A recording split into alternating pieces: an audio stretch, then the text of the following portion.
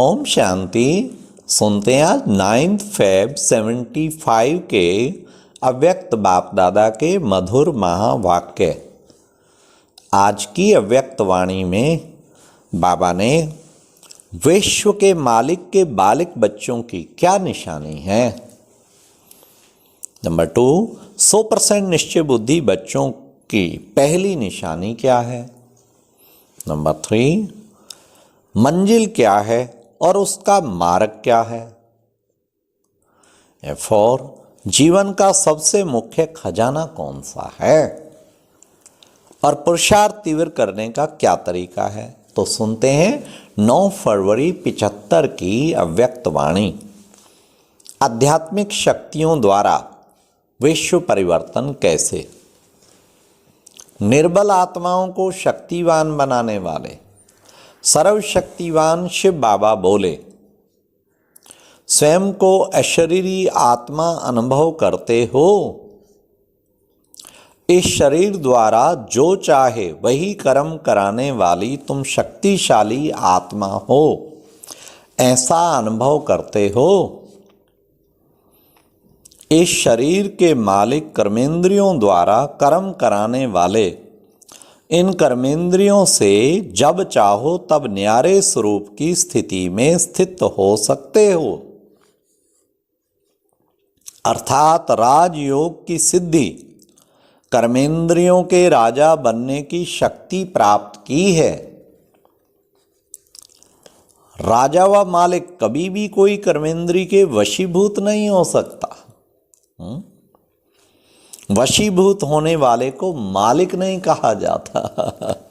तो बाबा ने कितनी अच्छी हम बच्चों को डिटेल बताई है कि शरीर के मालिक कर्मेंद्रियों द्वारा कर्म कराने वाले न्यारे स्वरूप में तो वशीभूत नहीं हो सकता। विश्व के मालिक, या बड़े ध्यान से सुनना है वाक्य, वेरी वेरी इंपॉर्टेंट वाक्य। विश्व के मालिक की संतान होने के नाते जब बाप विश्व का मालिक और बच्चे अपनी कर्मेंद्रियों के मालिक ना हो तो क्या कहेंगे। कहते हो विश्व के मालिक की संतान, और फिर कहते हो कर्मेंद्रियों के केवल मालिक हैं, विश्व के मालिक के बालिक, और हम कर्मेंद्रियों के मालिक ना हो तो क्या कहेंगे। मालिक के बालिक कहेंगे।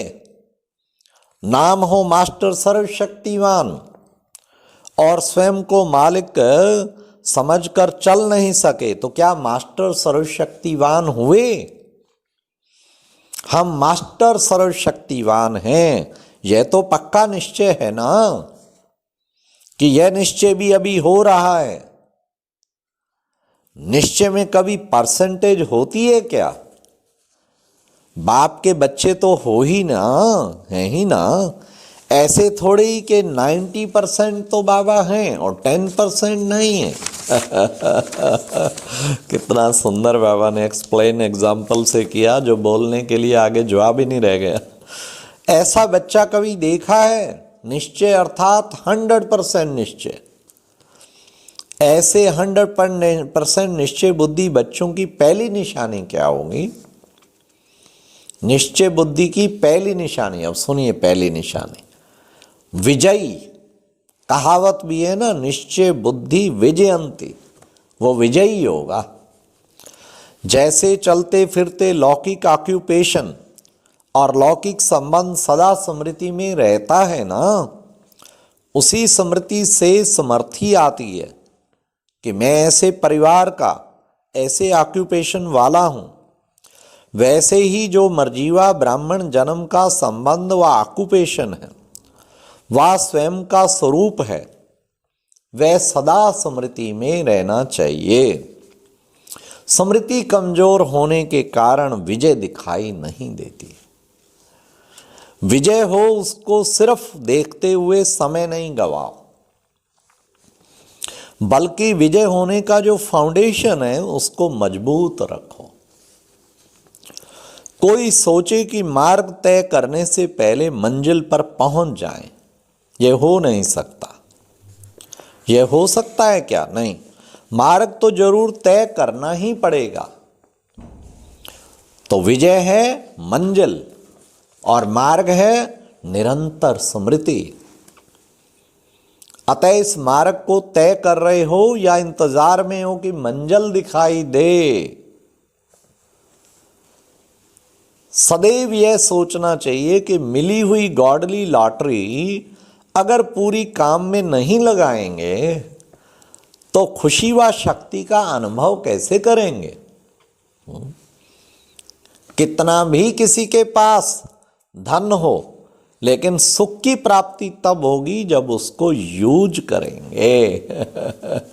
हाँ, कईयों के पास करोड़ों रुपया होता, लेकिन बेचारे बिल्कुल यूज नहीं करते, गरीब की तरह ही बन के रहते हैं। तो बाबा कहते हैं उसका क्या यूज है।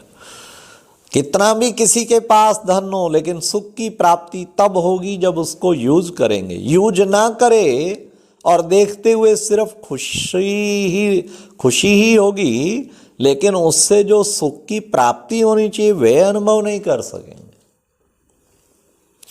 लॉटरी तो मिली, लेकिन उसको यूज करना अर्थात जीवन में लाना। लॉटरी कितनी बड़ी मिली, हाँ, स्वयं भगवान मिल गया, कितनी ऊंची प्राप्तियां हमें हो गई, कितनी ऊंची नॉलेज मिली, हाँ, पवित्रता का खजाना मिला। लॉटरी तो निकल आई है हमारी। लेकिन उसको यूज कितना कर रहे हैं। यूज करना अर्थात जीवन में लाना।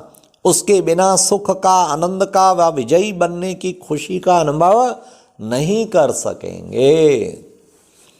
अनुभवी बनना चाहिए ना। अनुभव जीवन का, बड़े ध्यान से सुनना, अनुभव जीवन का मुख्य खजाना है। रोजाना आप कितना अनुभव करके रात को सोते हैं। दिन में अनुभव का खजाना, कोई ना कोई बाबा के गुण में, कोई संबंध में ऐसा अनुभव में खो जाएं, तब आप अनुभव की अथॉरिटी बन जाएंगे धीरे धीरे। लौकिक पहलू में भी अनुभवी आत्मा मुख्य गाई जाती है। इस ईश्वरीय मार्ग में भी अनुभवी आत्मा बनना चाहिए। जो बोला वह अनुभव किया। यह समझते हो कि मैं मास्टर सर्वशक्तिवान हूं, परंतु क्या इसका भी अनुभव किया है। ऐसे नहीं कि अनुभव तो हो ही जाएगा, चल तो रहे हैं। जब तक कोई भी कार्य करने की डेट फिक्स नहीं हो जाती, तब तक पुरुषार्थ तीव्र नहीं हो सकता। किसी भी लौकिक अथवा अलौकिक कार्य की डेट फिक्स होने के बाद फिर ऑटोमेटिकली कर्म में भी बल आ जाता है। मालूम है फलानी डेट तक यह कार्य संपन्न करना है। डेट को स्मृति रखने से कर्म की स्पीड भी ऐसे चलती है। हाँ, कोई भी चीज की डेट फिक्स कर लो, देखो स्पीड फास्ट। कल पूरा करना है तो स्पीड ऐसे रहेगी क्या। इस ज्ञान का मुख्य स्लोगन ही है। क्या स्लोगन है, क्या स्लोगन है। अभी नहीं तो कभी नहीं। इसकी डेट कल या परसों नहीं होती, इसकी डेट होती है अभी। घंटे के बाद भी नहीं।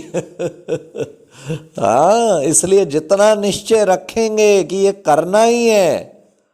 हाँ, कहीं तो सोचते रहते, घंटे तो क्या महीनों तक, साल तक सोच रहा हूं, एक साल से सोचते ही रह जाओगे। अरे जो करना डन, बस करना है तो करना है। इसलिए जितना निश्चय रखेंगे ये करना ही है, करेंगे नहीं, करना ही है। यह है दृढ़ संकल्प। दृढ़ संकल्प के बिना दृढ़ता नहीं आती है। आज की मुरली सुन के कुछ ना कुछ दृढ़ संकल्प करो, करना ही है, कुछ भी हो जाए, एक संकल्प दृढ़ करो, ठीक है। और कमेंट सेक्शन में लिखो कि मैंने ये दृढ़ संकल्प किया आज, और फिर पूरा उसे बार बार रिवाइज करो रोजाना। जितना निश्चय रखेंगे करना ही है, करेंगे नहीं, करना ही है। यह है दृढ़ संकल्प। दृढ़ संकल्प के बिना दृढ़ता नहीं आती है। और पुरुषार्थ का समय बाकी कितना कम है। जास्ती समय दिखाई देता है क्या। समय का ख्याल तो रखना चाहिए ना। यह भी सोचो कि प्रारब्ध कितने समय की है। 2 युग की प्रारब्ध है ना। इस प्रारब्ध की इस पुरुषार्थ की प्रारब्ध का समय कितना कम रहा, यह सदा स्मृति में होना चाहिए। नहीं सोचते इतना टाइम संग, अरे 2500 वर्ष का प्रारब्ध बना रहे, कोई छोटी बात है। बहुत काल की प्रारब्ध पानी है तो पुरुषार्थ भी बहुत काल का चाहिए। अगर लास्ट टाइम पुरुषार्थ करेंगे तो प्रारब्ध भी लास्ट की ही मिलेगी। पुरुषार्थ फर्स्ट नहीं और प्रारब्ध फर्स्ट वाली चाहिए। हाँ बाबा कहते प्रारब्ध तो फर्स्ट वाली चाहते हैं, पुरुषार्थ नहीं करना चाहते। अब बड़े ध्यान से सुनना। तो अब दृढ़ता लाने का समय है, नहीं तो, अब बड़े ध्यान से सुनना क्या बाबा कह रहे हैं, नहीं तो कुछ समय के बाद इस समय को भी याद करना पड़ेगा कि समय पर जो करना था वो नहीं किया। हाँ, पीछे सोचने से पहले क्यों नहीं समय को परिवर्तित कर दो। सदैव यह सोचो कि जब मैं हूं ही विश्व को परिवर्तन करने के निमित्त, तो स्वयं को परिवर्तन करना क्या बड़ी बात है, क्या बड़ी बात है। तो फौरन ही परिवर्तन करने की शक्ति आएगी। कैसे होगा, क्या होगा, होगा व नहीं होगा, यह क्वेश्चन ही नहीं उठेगा। ठीक है। दूसरी बात यह स्मृति में रखो कि विश्व परिवर्तन का कार्य कितनी बार किया है, अनगिनत बार किया है। यह तो पक्का है ना। बाप के साथ मैं भी अनेक बार निमित्त बना हूं। जब अनेक बार की हुई बात होती है तो मुश्किल लगती है क्या? अति पुरानी बात को सिर्फ निमित्त बन रिपीट कर रहे हो। रिपीट करना सहज होता है या मुश्किल? तो यह भी स्मृति में रहना चाहिए। कोई जरा भी मुश्किल का संकल्प आए तो हिम्मत की बात याद रखो।